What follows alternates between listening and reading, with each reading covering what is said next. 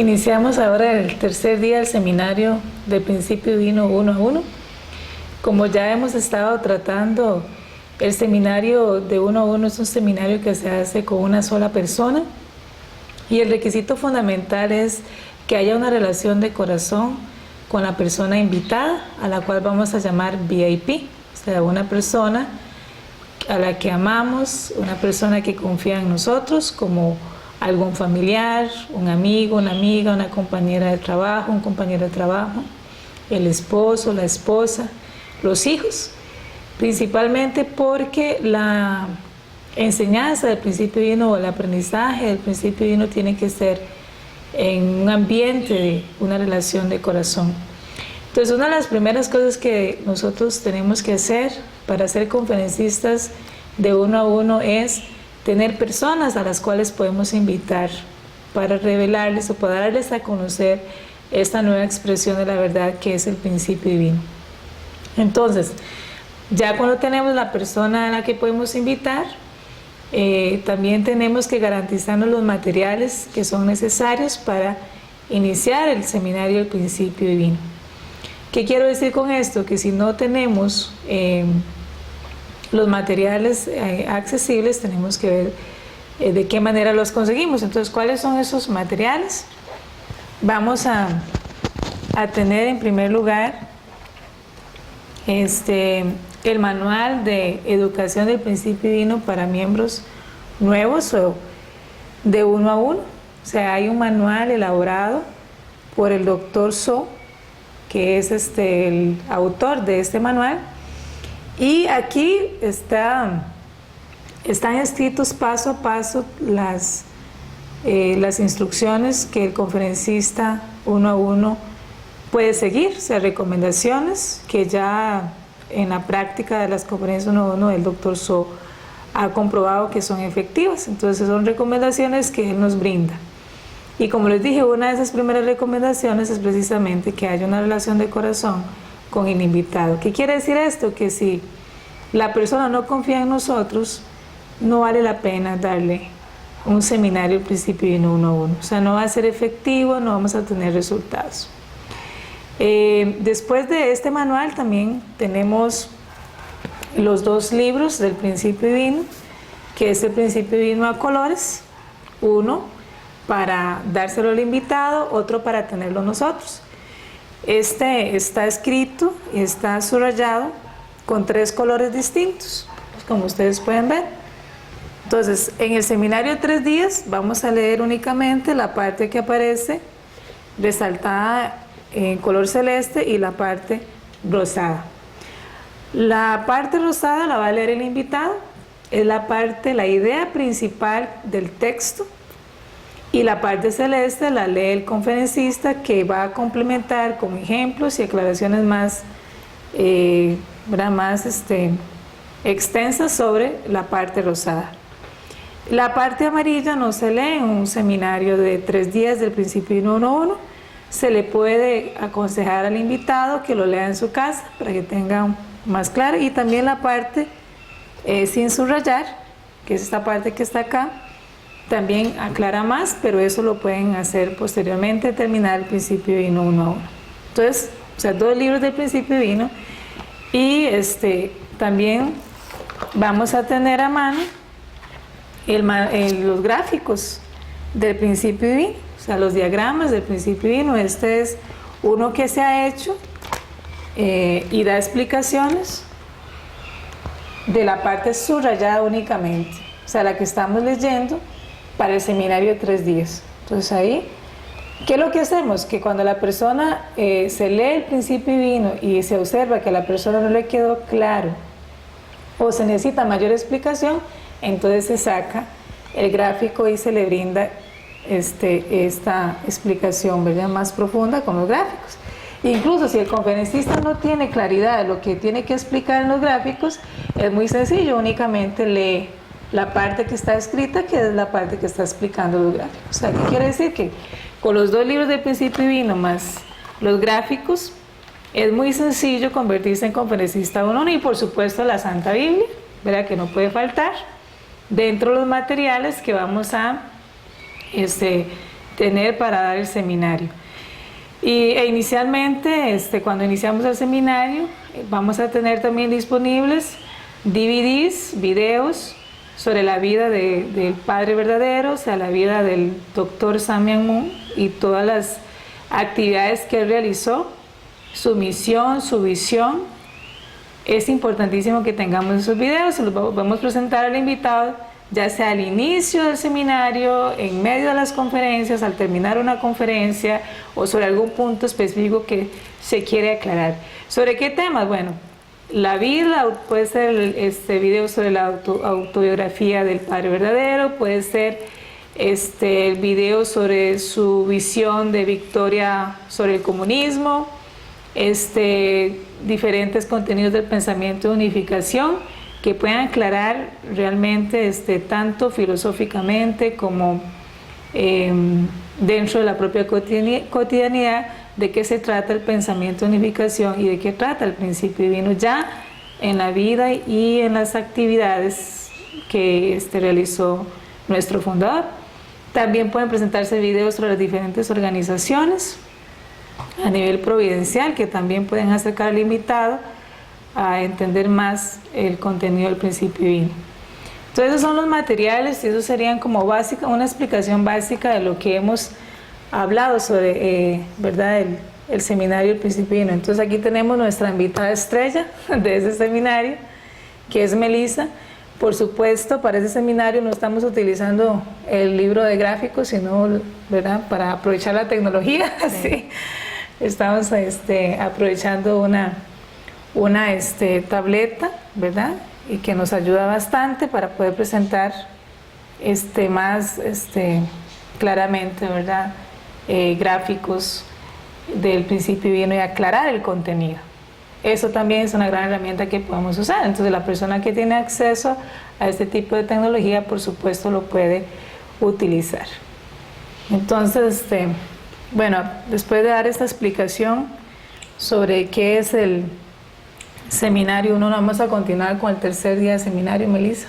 Entonces vamos a iniciar, ¿verdad? Aquí está tu libro. Y la conferencia con la que iniciamos hoy es el capítulo número 2 de la segunda parte del principio divino, que es la providencia de la restauración centrada en Moisés y Jesús. Entonces, iniciamos. Un pasaje de la Biblia dice: no hace nada el Señor Yahvé sin revelar su secreto a sus siervos los profetas. Amós 3:7. Las escrituras contienen innumerables secretos concernientes a la providencia de Dios para la salvación.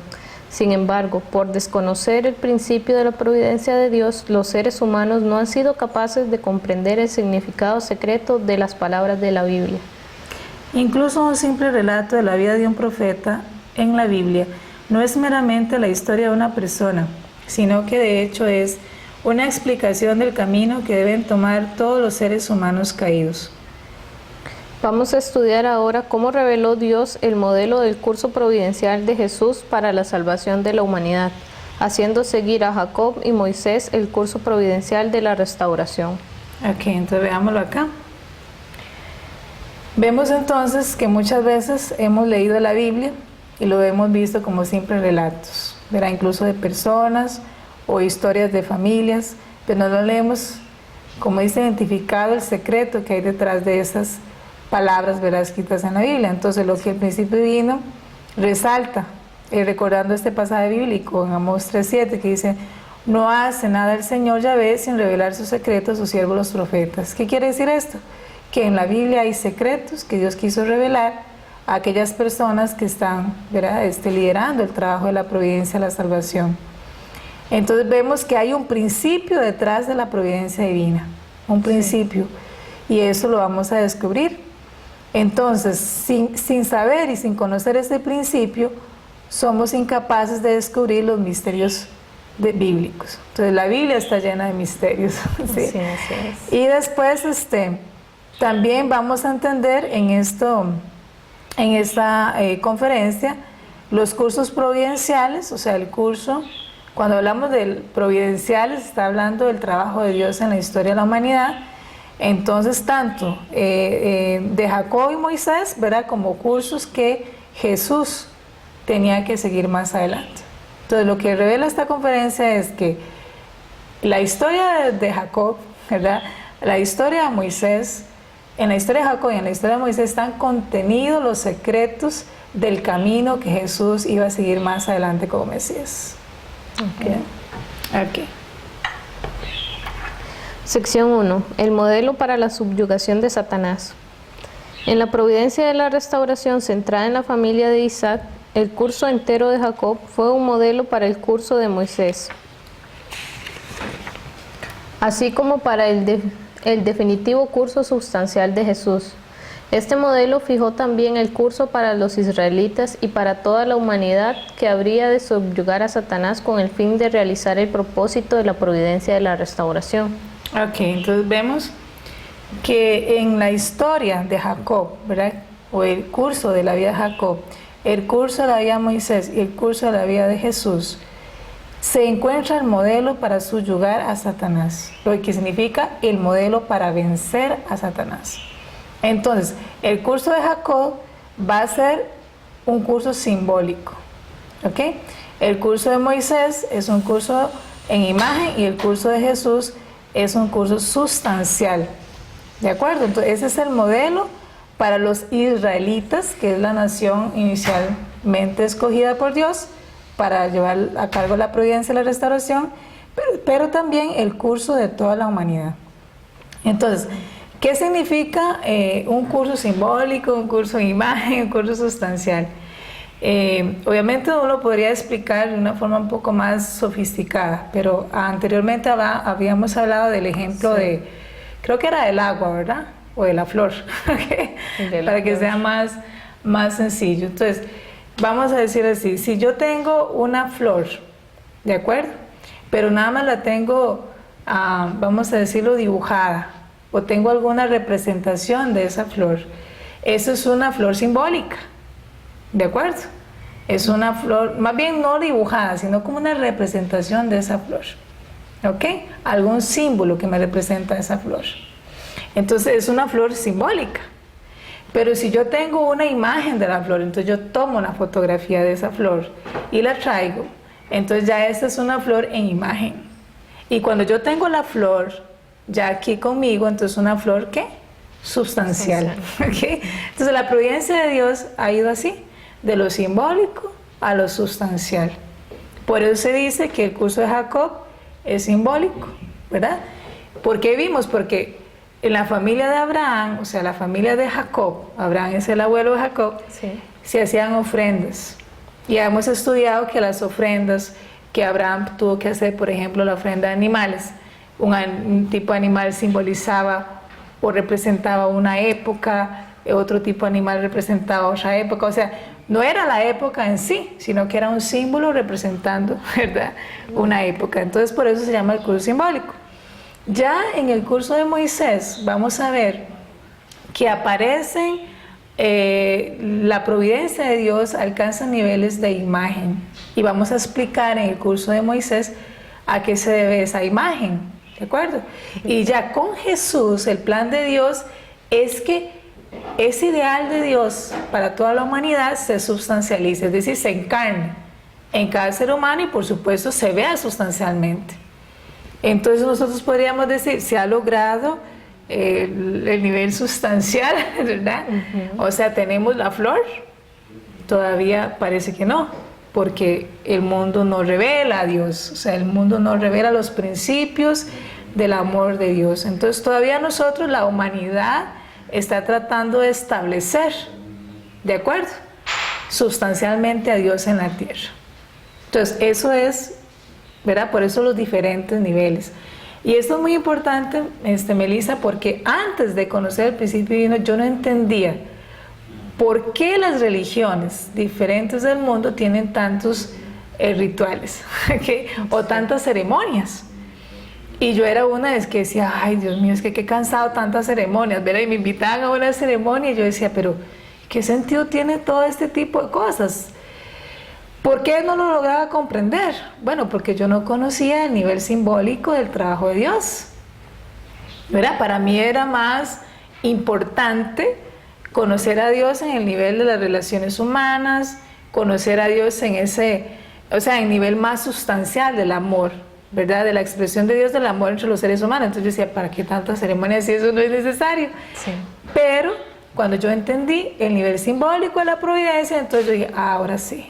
Ahora sí le encuentro sentido a las ceremonias, ahora sí le encuentro sentido al Antiguo Testamento, porque Dios pedía una ofrenda, porque Dios decía que se hiciera algo, ¿verdad? Que obviamente para nosotros en esta época no es tan fácil de comprender porque no estamos en esa época simbólica, Sí. pero intelectualmente lo podemos después, cuando leemos un poco y estudiamos un poco, leer. Pero así va la providencia, a lo simbólico, a la imagen y después posteriormente a lo sustancial. ¿De acuerdo? Ok. Ok. ¿Por qué Dios estableció el curso de Jacob y el curso de Moisés como el modelo para el curso de Jesús? El propósito de la providencia de la restauración será finalmente realizado cuando el ser humano subyugue de una manera natural a Satanás y lo domine por medio del cumplimiento de su propia parte de responsabilidad. Jesús vino con la misión de Mesías, como el perfecto progenitor humano, con el fin de abrir como pionero el curso final para la subyugación de Satanás y permitir a todos los santos seguir este curso. Satanás, que no había obedecido ni se había sometido ni siquiera a Dios, de ninguna manera obedecería ni se sometería a Jesús como el progenitor humano, ni mucho menos a los santos. Por consiguiente, Dios, tomando la responsabilidad según el principio por haber creado al ser humano, estableció el curso simbólico para subyugar a Satanás a través del modelo de Jacob. Moisés pudo subyugar a Satanás siguiendo el curso de imagen, según el modelo del curso de Jacob, porque Dios reveló a través de Jacob el curso modelo para subyugar a Satanás. De la misma forma, Jesús podía subyugar a Satanás siguiendo el curso sustancial, teniendo por modelo el curso de Moisés, pues Moisés había seguido el curso mostrado por Jacob. Todos los santos podían también subyugar y dominar a Satanás siguiendo el mismo curso. Moisés llegó a ser el modelo para las futuras acciones de Jesús. Hechos 3:22. El curso de Moisés y el curso de Jesús según el curso de Jacob.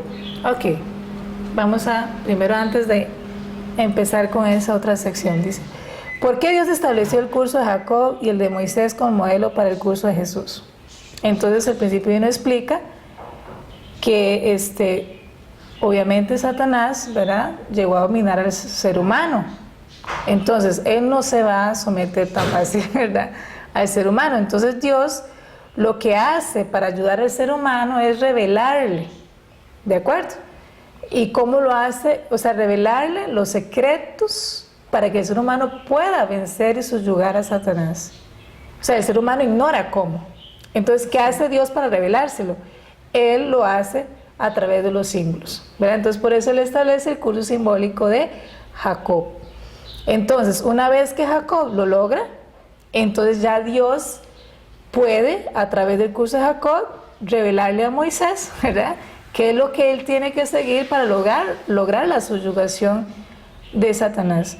Y por supuesto, a través del curso de Jacob y de Moisés, Jesús, sobre ese fundamento, puede subyugar ya a Satanás a nivel sustancial, o sea, puede vencerlo completamente. Entonces, lo que Dios está haciendo es trazando un camino. O sea, él primero, en la primera etapa, él toma la responsabilidad, ¿ok? Es como un ejemplo, era un niño que desconoce completamente de cómo ir a la escuela, ¿verdad? Y entonces el papá tiene que tomarlo de la manita, irle indicando el camino, si tiene que irse caminando, ¿verdad?, cómo cruzar la calle, ¿verdad?, cuáles son las señales que tiene que ver para no lastimarse, para no ser atropellado por un carro. O sea, todo eso, ese camino y esas señales las tiene que revelar el papá, ¿cierto? Entonces eso fue lo que hizo Dios a través de Jacob, para que ya Moisés pudiera notarlo, ¿verdad?, darse cuenta, y ya con Jesús obviamente ya con el camino que Dios trazó, él ya tiene toda la claridad, ¿verdad?, y el conocimiento para subyugarlo. ¿Qué queremos decir con esto? Que no es que el ser humano lo haya hecho solo, lo haya hecho por casualidad, sino que Dios inicialmente lo ayuda. pero finalmente es el mismo ser humano el que tiene que lograrlo, ¿de acuerdo? A eso se llama sustancial. Entonces ahora, todas las personas de fe, toda la humanidad unida con el Mesías, puede subyugarlo, puede vencerlo. Y eso es lo que Dios desea para que nosotros podamos formar este mundo, ¿verdad? Y logramos la completa restauración. Entonces, por eso fue que Dios tuvo que establecer, ¿verdad?, un curso primero simbólico para que después la humanidad completa se monte sobre ese curso y sigamos, ¿verdad?, la restauración completa. Ok. Dos, dice el curso de Moisés y el curso de Jesús según el modelo del curso de Jacob. El curso que siguió a Jacob le permitió subyugar a Satanás. Este curso debe ser seguido invirtiendo el camino por el cual Satanás dominó al ser humano. Estudiamos ahora el curso que siguieron Moisés y Jesús, tomando como modelo el curso de Jacob. Originalmente el ser humano debería haber guardado el mandamiento de Dios de no comer del fruto a riesgo de su vida. Al no lograr superar la tentación del arcángel, el ser humano cayó. Para que Jacob completase la restauración de Canaán a nivel familiar, restaurando el fundamento para recibir al Mesías, una vez que hubo vuelto a Canaán con su familia y riquezas, tenía que lograr la victoria en una prueba luchando contra Satanás a riesgo de su vida. Para superar tal prueba, Jacob luchó con el ángel en el vado de Jaboc y al vencerlo recibió el nombre de Israel. Génesis 32, 25, 28. Dios probó a Jacob poniendo al ángel en la posición de Satanás. Entonces vemos acá, Melissa, cómo Dios, y la Biblia lo dice, ¿verdad?, que literalmente dice así, que incluso Dios trató de matar a Jacob, ¿verdad? Pero entonces, ¿cómo fue que, o de qué manera explica la lucha de Jacob con el ángel? Ok, porque pareciera una lucha cuerpo a cuerpo. Sí. Bueno, si nosotros leemos, eso dice la Biblia literalmente, no es una interpretación. ¿Qué podemos concluir de esto? Que es posible un contacto sustancial, ¿verdad? Tan sustancial que un ser espiritual como un ángel puede luchar contra el ser humano. Entonces, por eso Jacob puede hacerlo. Incluso dice que el ángel le locó la cadera y que Jacob no dejó ir al ángel hasta que lo bendijera, y que el ángel incluso le dice que lo bendice y que ahora ya no se llama Jacob sino Israel. Es posible ese contacto, según ese pasaje bíblico de la Biblia. ¿De acuerdo? Entonces, según lo simbólico y literal que hemos estado estudiando. Ok, ¿cómo se ve ahí lo simbólico? Sí. Ok, lo simbólico que que Jacob, es cierto, luchó contra el ángel y lo venció, pero este ángel había sido mandado por Dios. O sea, no era Satanás. Entonces, ¿por qué? Era un ángel del lado bueno. Entonces, ¿por qué tenía que luchar con Jacob? Ok, ¿por qué tenía que luchar con Jacob? Bueno, porque en el jardín del Edén, el arcángel sometió a Adán. ¿Ok? Quiere decir, el arcángel Lucifer venció a Adán. Entonces, para restaurar esa falla que hubo en el jardín del Edén, tiene que darse un curso inverso. El ser humano tiene que vencer al ángel. Pero es simbólico porque en realidad Jacob no está luchando contra Lucifer, está luchando contra un ángel que Dios envió. ¿Se entiende? Sí. O sea, era el nivel en que el ser humano estaba capacitado para vencer. Dios sabía. Por eso Dios le manda el ángel ya. Y él sabía la posibilidad de que Jacob podía vencerlo, pero Jacob tenía que luchar con sus fuerzas y vencerlo. Por eso dice que es simbólico. En realidad no es real porque él no está luchando contra el mal sustancializado en Satanás no está ahí, sino que está un ángel representando, digamos, simbólicamente al lado del mal, temporalmente, para colocar a Jacob en una posición simbólica de vencedor. ¿Se comprende? Sí, entonces como no era un ángel del lado del mal, por decirlo así, no podría ser que el ángel se iba a dejar vencer por Jacob. No, él tenía que luchar cuerpo a cuerpo por Jacob para que Jacob pudiera ser declarado victorioso. ¿Ya? Tenía que hacerlo, entonces ahí está la victoria de Jacob. ¿De acuerdo? Pero vencer a Satanás sustancialmente no es así. ¿Ok? Vamos a explicarlo después cómo se vence sustancialmente. Esta parte es simbólica, ¿verdad? Es como Dios coloca simbólicamente al ser humano en esta posición y al ángel simbólicamente en esta posición para que luchen. Si Jacob no lo hubiera vencido, pues si no lo hubiera vencido y Dios fracasa, bueno, Dios no, ¿verdad? Jacob fracasa en esa providencia. Pero él luchó, ¿verdad? Cuerpo a cuerpo y lo venció. Entonces, por eso él es vencedor simbólico. ¿Okay? Okay. Bien, entonces 2. Jacob tuvo que establecer la condición para eliminar la naturaleza caída que apareció a causa de la invasión satánica de la carne y el espíritu del ser humano. Por ello tuvo que restaurar la posición de Abel, estableciendo la condición de indemnización para eliminar la naturaleza caída, tomando de Esaú el derecho de primogenitura, pagándole con pan y un potaje de lentejas. Génesis 25:34, que simbolizaban la carne y el espíritu. Entonces la segunda condición, digamos, que cumplió Jacob fue recuperar la primogenitura. ¿A través de qué? De pan y un potaje de lentejas. Entonces la Biblia aclara en Génesis 25:34 que Jacob le compró a Esaú la primogenitura.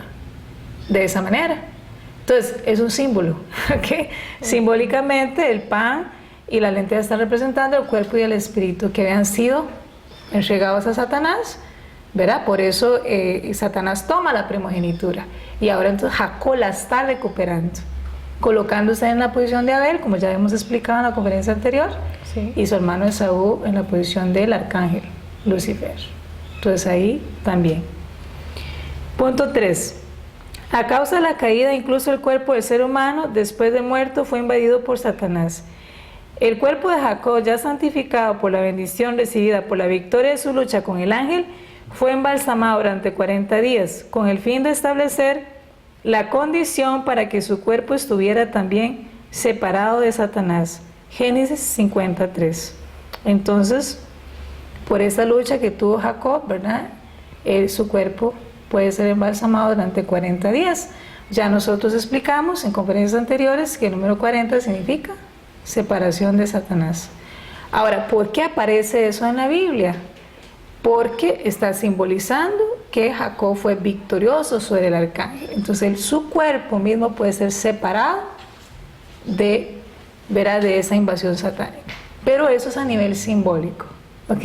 Sí. Es un símbolo para que después lleguemos al nivel de imagen. ¿Qué quiere decir eso?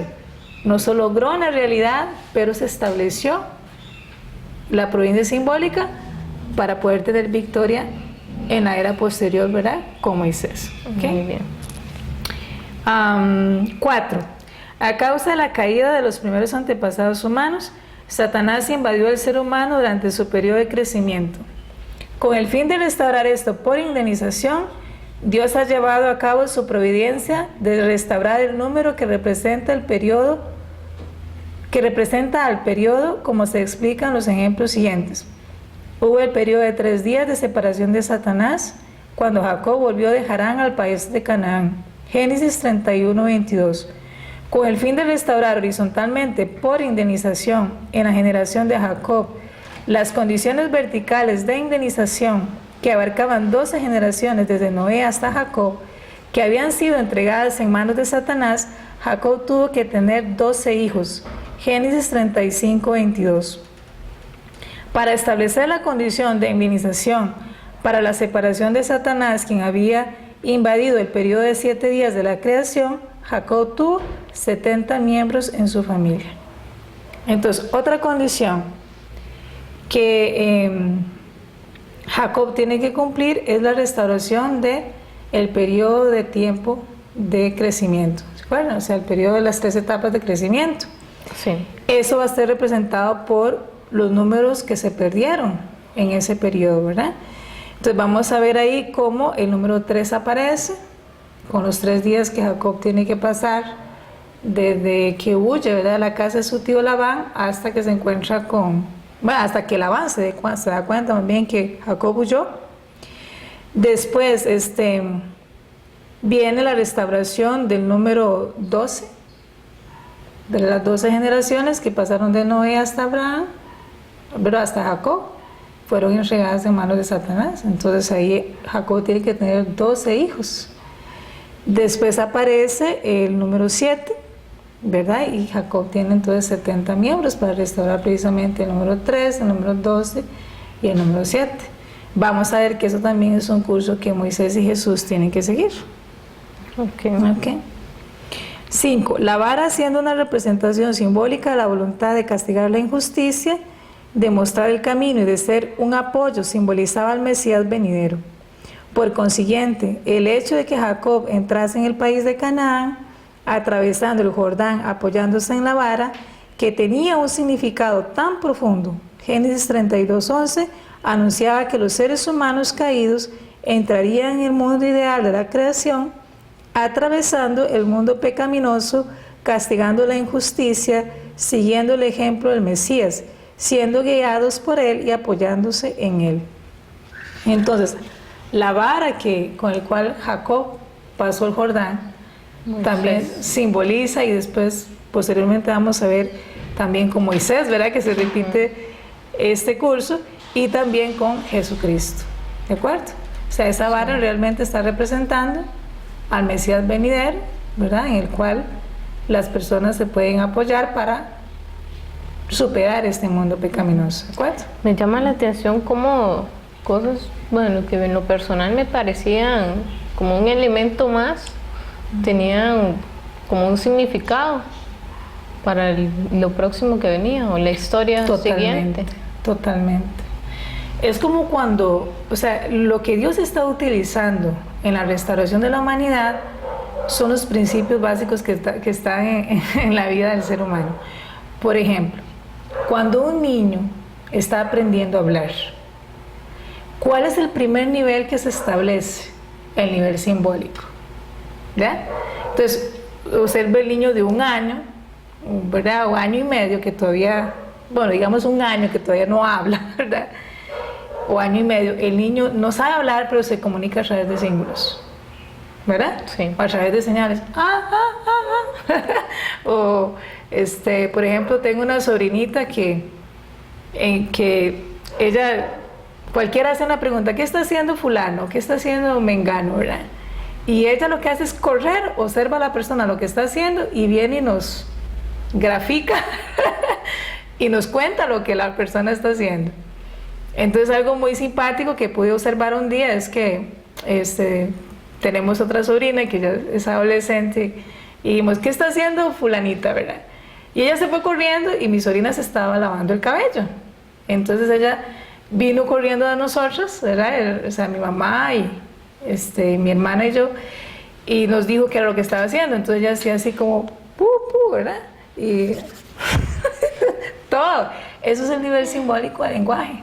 Ella no sabe hablar, pero todo se comunica a través de señas. ¿Se entiende? Entonces así también empezó la providencia de Dios. ¿Okay? Y después la niña identificará imágenes. Usted le va a decir, ¿dónde está la flor? Ella va a señalar una flor.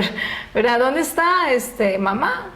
Ella va a señalar, o sea, ya tiene la imagen. Sí. ¿Se comprende? Y después ya empieza a hablar. Entonces, es igual, en toda la creación están esos 3 niveles. Entonces, lo que Dios está usando son los 3 niveles que están en toda la creación para recuperar al ser humano. ¿Se comprende? Ok. 7.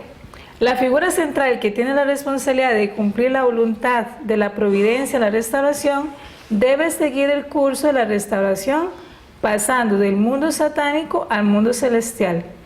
Por consiguiente, Jacob siguió el curso de la restauración desde Harán, el mundo satánico, hasta el país de Canaán. O sea, es esa salida que hace Jacob de la tierra de Labán, donde estaba viviendo con su tío, y regresa a su tierra natal, que es la tierra de Canaán, donde él nació, ¿verdad? Donde él estuvo con sus padres. Sí. Quiere decir, de una tierra ajena a Dios a la tierra natal de Dios. O sea, ese curso siguió Jacob. Y lo vamos a ver que también Moisés lo sigue, también Jesús. 8. El propósito último de la providencia, la restauración, es destruir a Satanás. Por consiguiente, Jacob enterró los ídolos bajo una encina. Génesis 35:4. Desaparece ese otro símbolo, que es cuando Jacob, en Génesis 35:4, descubre, ¿verdad?, ídolos que su familia había llevado cuando él sale de la tierra de su tío Labán, ¿verdad?, de la tierra de Harán, y va camino a Canaán. De hecho, su tío reclama esos ídolos y él no tiene idea, ¿verdad?, que alguien los llevaba con ellos. Entonces él dice, él entierra esos ídolos bajo una encina, o sea, es destruir a Satanás. Eso es un símbolo. No lo está haciendo en la realidad, pero lo está representando a través de enterrar esos ídolos. ¿Ok? No sé si tienes alguna pregunta hasta acá. No, queda está bastante claro. Está bastante claro, ¿verdad? Eso a mí, por lo menos a mí, me impresionó saber cómo Dios trabaja en la providencia utilizando esos 3 niveles. Claro que sí. ¿Verdad? Porque cuando uno lee la Biblia, la mayoría de veces las personas cuando leen la Biblia la leen como literalmente. O sea, y eso está, digamos, contrario a todo principio de la creación. Por eso es que muchos secretos no pueden ser identificados. ¿Okay? Pero una vez entendiendo los símbolos, entonces podemos descubrir los secretos. ¿Okay? Sección 2. La providencia de la restauración centrada en Moisés. Visión general de la providencia de la restauración centrada en Moisés. La providencia de la restauración centrada en Moisés debía realizarse sobre el fundamento para recibir al Mesías, que había sido ya establecida en la providencia de la restauración centrada en Abraham. Sin embargo, Moisés no era una excepción al principio de la restauración en el sentido de que tenía que establecer el fundamento para recibir al Mesías después de haber restaurado por indemnización el fundamento de fe y el fundamento de sustancia. Ya que las figuras centrales a cargo de la providencia cambiaban, los nuevos personajes no podían cumplir la voluntad de la providencia de la restauración sin realizar su propia parte de responsabilidad. Además, la extensión de la providencia fue ampliada del nivel familiar a nivel nacional. Entonces sigamos leyendo y ahorita aclaramos un poco más. Okay. El fundamento de fe. La figura central para restaurar el fundamento de fe. Moisés era la figura central para restaurar el fundamento de fe en el curso de regreso de los israelitas al país bendecido de Canaán, después de 400 años de esclavitud en Egipto, que se originaron a causa del fracaso de Abraham en la ofrenda simbólica. Debemos saber en qué aspecto él era diferente de otros personajes tales como Adán, Noé o Abraham. Primeramente debemos saber que Moisés estaba en la posición de Dios, sustituyendo a Dios mismo. Por esto le dijo a Moisés que debía ser como Dios para Aarón, el profeta de los israelitas. Éxodo 4:16. Dios dijo a Moisés que haría de él un Dios ante el faraón. Éxodo 7:1. En segundo lugar, Moisés era el modelo para Jesús que habría de venir en el futuro. Dios hizo a Moisés un Dios ante Aarón y el faraón. Sin embargo, puesto que Jesús es Dios en la carne, la expresión Dios hizo de Moisés un Dios significa que Dios le estableció para seguir el curso que Jesús debía seguir más tarde. Moisés era el modelo para abrir como pionero el camino de Jesús, de igual manera como Juan el Bautista debía enderezar el camino del Señor. Estudiamos ahora cómo siguió Moisés este curso. Ok, vamos a verlo acá entonces. La providencia, ¿verdad?, de la restauración centrada en Moisés. Por supuesto, la figura central escogida por Dios tiene que establecer ¿qué? El fundamento para recibir al Mesías. O sea, ese es el objetivo. Entonces, para el fundamento para recibir al Mesías tiene que establecer el fundamento de fe y fundamento de sustancia. Entonces, en el fundamento de fe, obviamente la figura central es Moisés, como ya vimos. Moisés está representando a ¿quién? A Dios. Entonces, por eso Dios le dice, haré de ti un Dios ante Aarón, ¿verdad? Y ante el faraón. Sí. Ahora, es un Dios porque Dios lo colocó ahí, ¿verdad? Para que él pudiera, vamos a decir, caminar el curso que debía seguir Jesús, que ya era Dios sustancial, ¿verdad? Pero no necesariamente era porque Moisés era Dios, ¿ok? Okay. El objeto condicional, vamos a ver, o la ofrenda que Moisés tiene que establecer es la palabra de Dios. Aquí vamos a ver que esto cambia un poco con las figuras centrales anteriores que tenían que ser, ¿verdad? Como Noé, que tuvo que ser un arca, Abraham, que tuvo que ser una ofrenda, ¿verdad? Ese tipo de cosas. Ya la palabra de Dios se convierte en una ofrenda, ¿ok? Y después el periodo de indemnización, vamos a ver que está basado también en el número 40. Entonces Moisés, con su propia parte de responsabilidad, tiene que garantizarse, ¿verdad? A través de su vida, una completa unión, ¿verdad? Con una absoluta fe en Dios. Entonces él tiene que lograr todo eso. Entonces, Moisés es la representación de Dios, es la prefiguración de Jesús. ¿Ok? Casi que podríamos decir que lo que está diciendo acá la Biblia y el principio divino es: Moisés era la imagen de Jesús. ¿Ok? Sí. Como la figura de Jesús. Después iba a venir el Jesús real. ¿De acuerdo? Bien. ¿Dónde estamos? Aquí es. Moisés, como un descendiente de Jacob, el cual había establecido el fundamento para recibir al Mesías, no era solamente el personaje central de la restauración, sino también era el que seguía figurativamente el curso modelo de Jacob que Jesús tenía que seguir más tarde. Moisés estaba también sobre el fundamento establecido por José en el curso que siguió la familia de Jacob para entrar en Egipto. José era otro modelo para Jesús. Entonces, interesante, también José es un personaje que representa a Jesús antes de la venida de él. ¿Okay? El nacimiento, crecimiento y muerte de Moisés era también el modelo de lo que le iba a suceder a Jesús. ¿Okay? Eso lo vamos a ir estudiando, ¿verdad? Detenidamente. El curso de Moisés de la restauración de Canaán a nivel nacional era el verdadero modelo del curso de la restauración de Canaán a nivel mundial que Jesús iba a seguir más tarde. También dice la Biblia, Juan 5:19, que Jesús no puede hacer nada por sí mismo sino lo que ve hacer del Padre. Si quiere, podemos leer este que está subrayado en amarillo. Dice el anterior, Deuteronomio 18, 18, 19.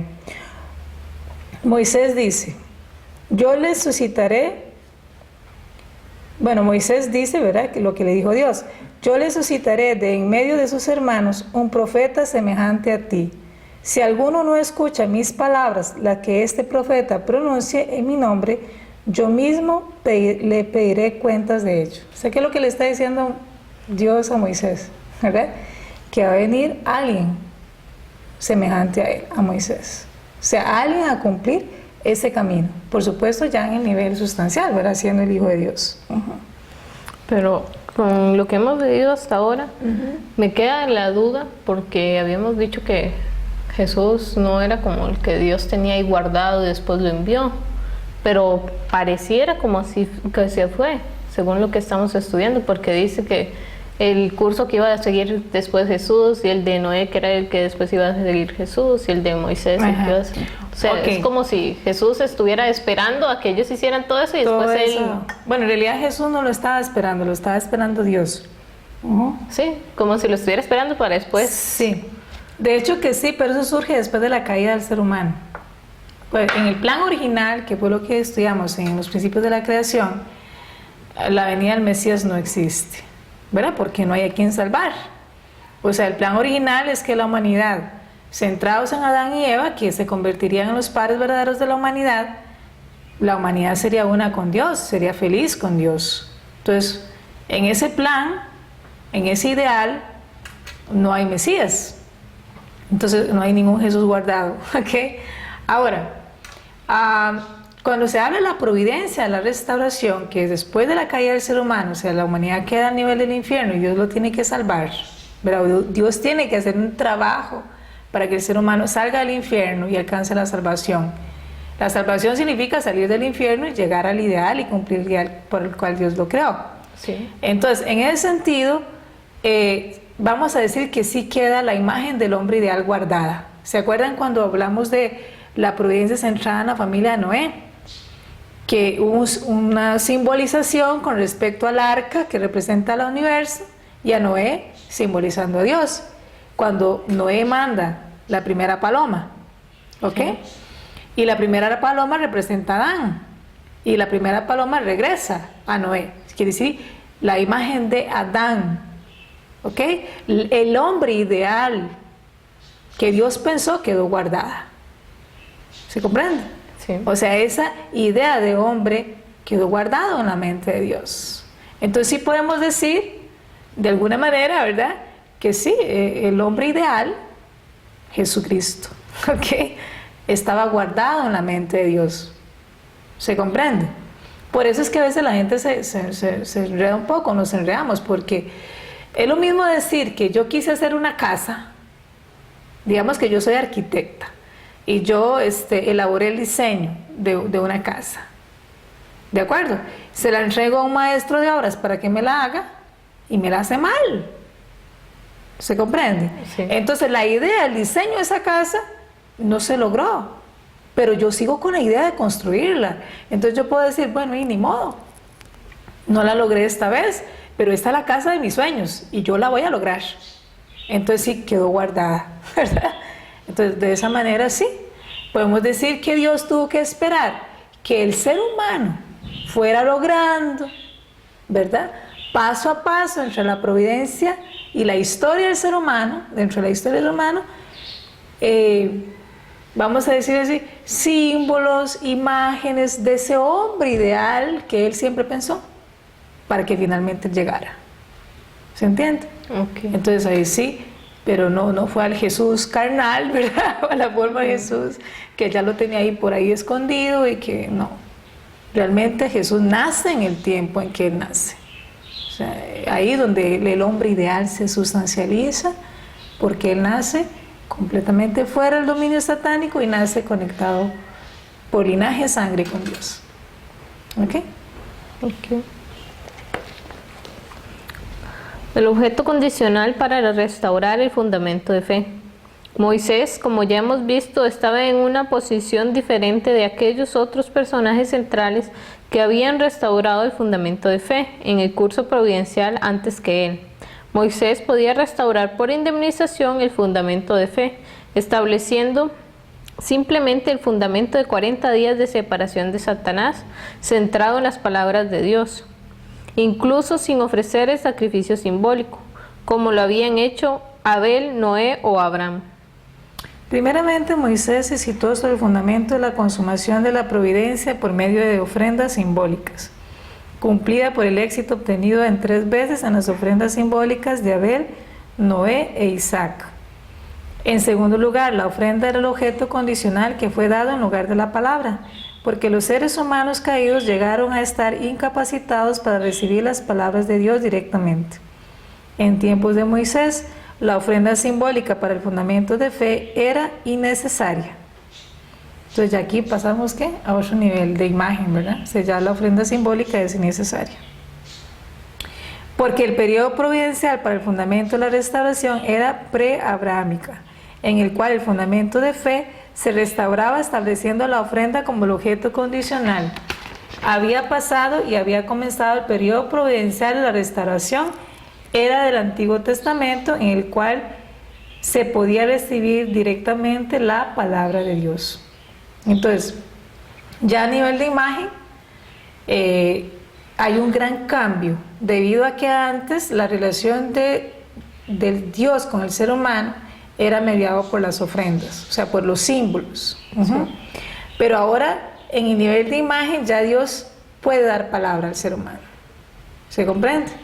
Entonces, a través de la palabra, el ser humano se puede hacer una idea de la voluntad de Dios. ¿Ok? Aunque no la entiende completamente, no la logra hacer sustancial, pero ya tiene la idea. Antes no podía tener ni eso, porque no tenía ningún tipo de información. O sea, lo único que tenía era que Dios le decía, tráeme tal animalita, ¿verdad? Y bueno, sí. Yo me imagino Dios, ¿verdad?, está escogiendo los lugares y el color para que simbólicamente calzara de acuerdo con el fundamento que se tenía que establecer para la era posterior. Entonces ya aquí ya el ser humano puede recibir la palabra. Por eso es que Moisés, Dios no le pide ofrendas. ¿Qué hace Dios con Moisés? Le da palabra, le da los mandamientos. En tercer lugar, como la providencia centrada en la familia de Adán se había prolongado sin cesar, tenían que establecerse condiciones para restaurar por indemnización el periodo providencial que había sido prolongado debido a la invasión de Satanás. En la era providencial de la restauración, el fundamento de fe podía ser restaurado si alguien se situaba centrado en la palabra de Dios en lugar de las ofrendas, sobre el fundamento de 40 días de separación de Satanás. O sea, ¿qué quiere decir? Que ya en este sentido Moisés, con solo unirse a los 10 mandamientos, ¿verdad?, aceptarlos y de corazón practicarlos, él estaba haciendo la ofrenda. ¿Okay? Entonces, resumiendo, acá, ¿verdad?, como habíamos dicho, fundamento de fe, entonces la figura central es Moisés. El objeto condicional es la palabra de Dios, o sea, él unido con esa palabra, y el periodo de indemnización, por supuesto, el fundamento sobre el número 40. Moisés viene sobre los 400 años que habían pasado ya el pueblo de Israel de esclavitud en Egipto, está restaurando el número 40, y posteriormente vamos a ver que en los cursos de Moisés aparece también el número 40, ¿de acuerdo? Entonces vamos a hacer una pequeña pausa y continuamos con el fundamento sustancia en el curso de Moisés.